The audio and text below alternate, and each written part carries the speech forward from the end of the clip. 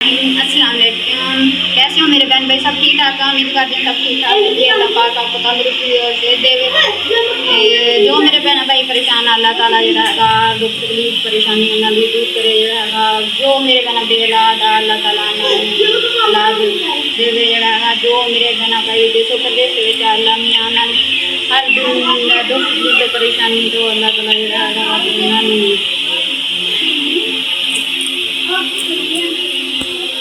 अल्लाह ताला मेरे सारे बहन भाइयों अपने मान के रखे तो जोड़ा है अल्लाह पाक उन्होंने हर परेशानी तो तकलीफ से जोड़ा है वा के दूर रखे। अल्लाह ताला उन्होंने हिफाजत करे। मैं लगी हाँ मैं हुणे आई हाँ भाई उन्होंने को भाई उन्होंने को गई थी कपड़े धोन गई सी। बच्चे भी उत्थे गए हुए थे फिर आँदी भाई उन्होंने को बच्चों लैके लै आई हाँ। हुणे हले मैं घर पहुँची हाँ। मेरे आने तो पहले जो है मैं सुबह चिक्की चने भेज गई थी माशाल्लाह। मेरे आने तो पहले जो है वा तो पकने रख दिते माशाल्लाह पकी जा रहे हैं।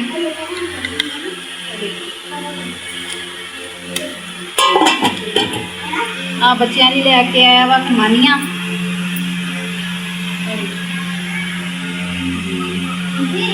अम्मी ने जोड़ा है वा के लसन प्याज बना के दे दिता सीगा। फिर इन्होंने अग बाली अग बाल के हांडी च रख दी है।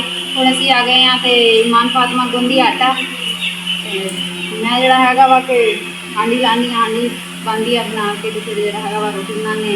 उपरों मौसम भी जोड़ा है वा खराब होंदा जान दिया वा। साडे हर रोज़ इस वेले आन के जो शाम के खान पकाने का टाइम होंदा तो मौसम खराब हो जाता है। हाँ जी मेरे हसबैंड ने ना हांडी रख ली थी मेरे आने तो पहले ही लगा वा हांडी बनाने। अज मैंने लेट हो गई थी ना इस जो है वो फिर अज आ भी बैठ गए। अगले वेला जो हो जाता मैं बीमार होवा कुछ भी खराब हो गए उसले जोड़ा है वा आप ही हांडी पका लेंदा वा। मैं ना भी कितने होवा मैं कि चले जावा जाते रहन वास्ते चले जावा तो भी जोड़ा है वा माशाल्लाह आप ही सालन सुलन बना लेंदा वा। बेटियां मेरियां दोनों जोड़ा है सी बड़ी एक बेटी सी वो रोटी रोटी पका लेंदी सी सालन ही सुलन बनानी आती है। जो छोटी है ईमान फातिमा ये आटा गोल लैंदी है इन सालन ही बनानी आती है। चाह सुन बना लैंदी है रोटी फिर जिन्हें मैं ना होवा तो फिर जोड़ा है अम्मी हैगी अम्मी बना देनी होंगी है। सालन इन्होंने आप बना लेना होंगे वा और काम जी है छोटी छोटी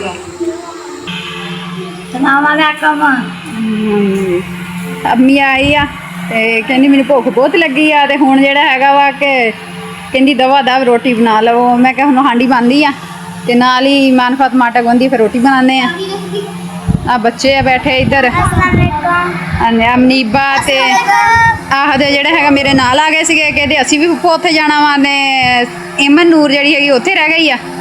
वो कहती मैं अज मामू हुणां दे कोले रहना वा। ये की करन दे आ मोटर ते पक्खा लगे लाउण आह दिखाई पक्खा हो तो किद्दां लगदे आ उत्थे लगदे होया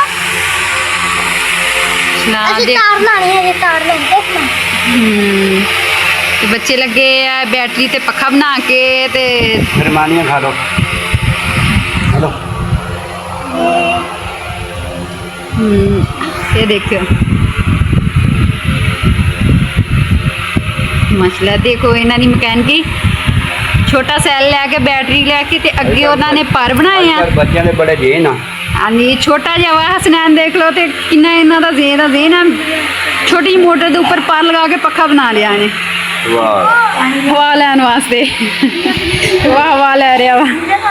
मसला देखो मौसम भी खराब हो रही है मसला ठंडा हो गया वा। ये देखो छोटे छोटे बच्चे ले सी मैं हाँ माशाल्लाह किडे किडे हो गए हैं। ये 2 मुर्गे आ ते 4 मुर्गियां वा माशाल्लाह सियालां तक तैयार हो जाएंगे। अब्दुल्ला बेटे को बहुत ज़्यादा शौक सीगा कबूतरों का शौक सी। असी कबूतर जोड़ा उन्होंने कहा भी कबूतर छड़ दे तो चलो छोटे मुर्गियों के बच्चे लैके दे दें माशाल्लाह मुर्गियों के बच्चे लैके दिते आ। आप तो हुण घर नहीं हुंदा माशाल्लाह पेशावर हुंदा काम ते उन्हें जोड़ा है वा वो फिर फोन करदा ना तो फिर पुछदा ही रहिंदा वा मेरियां मुर्गियां किद्दां वा। फिर उन्होंने जोड़ा है वा कह दिंदा मैनूं ते इन्हां दी पिक्चर बना के सेंड कर दो तो जां फिर मैनूं वीडियो बना के सेंड करो मैं देखने आ किहड़े किहड़े हो गए। बहुत ज़्यादा हो गया वा चने हो गए ਹੁਣ ਇਹਦੇ ਵਿੱਚ ਪਾਉਂਦੇ ਆ ਘਿਓ ਥੋੜਾ ਜਿਹਾ। ਦੇਖੋ ਘਿਓ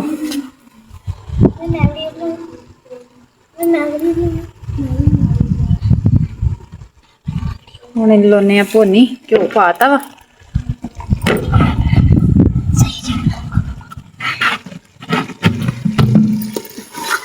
ਹਨੇਰਾ ਹੀ ਬਹੁਤ ਜ਼ਿਆਦਾ ਹੋ ਗਿਆ ਵਾ। ਦੇਖੋ ਮਾਸ਼ਾਅੱਲਾ ਨੇ ਘਿਓ ਪਾਤਾ ਵਾ ਇਹਨਾਂ ਦੇ ਵਿੱਚ। ਹੁਣ ਇਹਨਾਂ ਨੂੰ ਲਾਉਣੇ ਆ ਭੁੰਨੀ।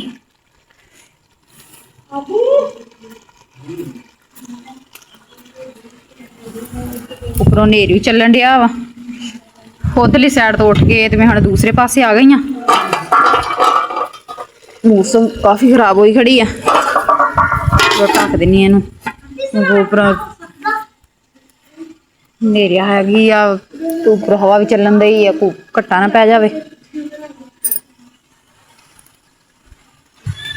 ਗੈਸ ਵੀ ਭਰਾਉਣ ਵਾਸਤੇ ਕੱਢਿਆ ਸੀਗਾ ਤੇ ਉਹ ਫਿਰ ਭਰਾਇਆ ਨਹੀਂ ਹੈਗਾ।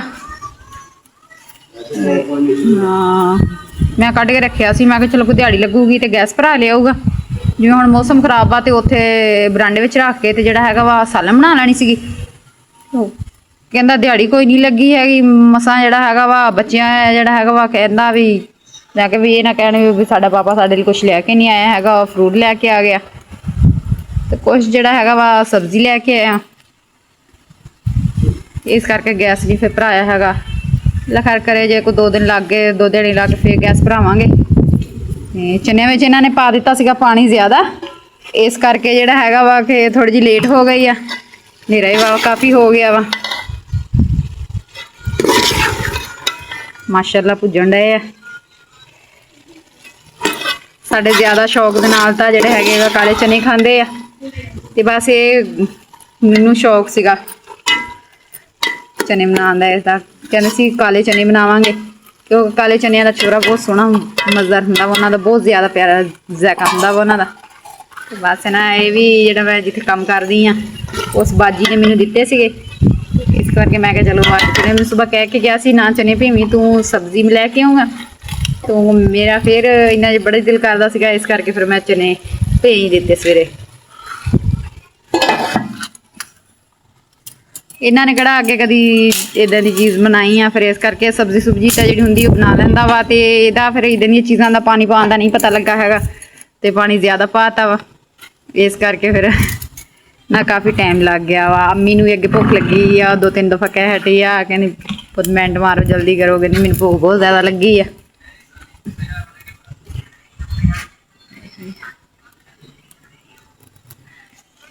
ਬਰੀਕ ਬਰੀਕ ਲੱਕੜੀਆਂ ਵਾ ਕੋਲੇ ਬੈਠੀਆਂ ਲਾਈ ਜਾਂਦੀਆਂ ਅੱਗੇ ਨੂੰ ਕਰੀ ਜਾਂਦੀਆਂ।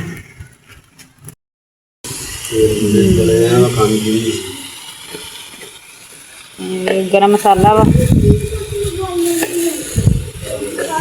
ਇਹ ਪਾਣੀ ਹੁਣ ਥੋੜਾ ਜਿਹਾ।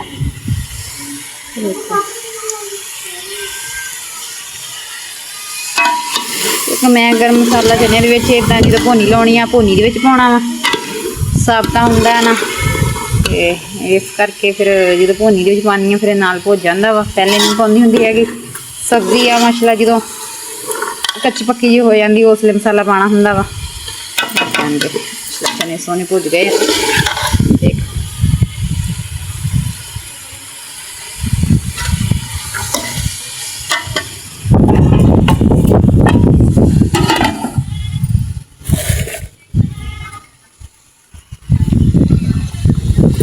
ਭੁੱਜ ਗਏ ਚਨੇ। ਇਮਾਨ ਫਾਤਾ ਕਹਿੰਦੀ ਮੰਮਾ ਮੈਨੂੰ ਭੁੰਨੀ ਦੇ ਵਿੱਚੋਂ ਕੱਢ ਕੇ ਦੇ। ਹੁਣ ਇਹਨਾਂ ਨੂੰ ਮੈਂ ਕੱਢ ਕੇ ਦਿੰਨੀ ਥੋੜੇ ਜਿਹੇ ਚਨੇ ਭੁੱਜੇ ਹੋਏ।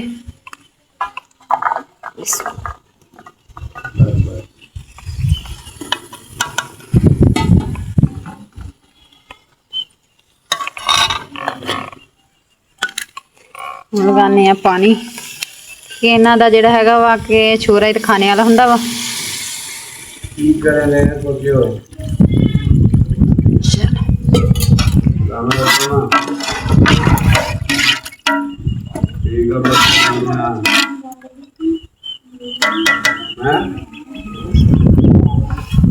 थोड़ा जिहा पानी पाता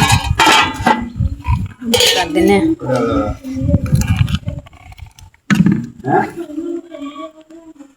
ਅੰਦਰ ਬੈਠੇ ਆ। ਯਾਰ ਮੈਂ ਸ਼ਹਿਰੋਂ ਆਇਆ ਵਾਂ, ਸ਼ਹਿਰ ਆਇਆ ਤਾਂ ਤੇਰੀ ਅੰਮੀ ਘਰ ਕੋਈ ਨਹੀਂ ਸੀ ਹੈਗੀ। ਮਾਸ਼ਾਅੱਲਾ ਮੂੰਗਫਲੀ ਲਾਈ ਹੋਈ ਆ, ਜ਼ਮੀਨ ਦੇ ਨਾਲ ਨਾਲ ਲੱਗੀ ਹੋਈ, ਕਿੰਨੀ ਪਿਆਰੀ ਲੱਗਦੀ ਹੈ। ਦੇਖੋ ਡੇਰੇ ਅਲੱਗ, ਡੇਰੇ ਵਾਲਿਆਂ ਨੇ ਲਗਾਈ ਹੋਈ ਹੈ।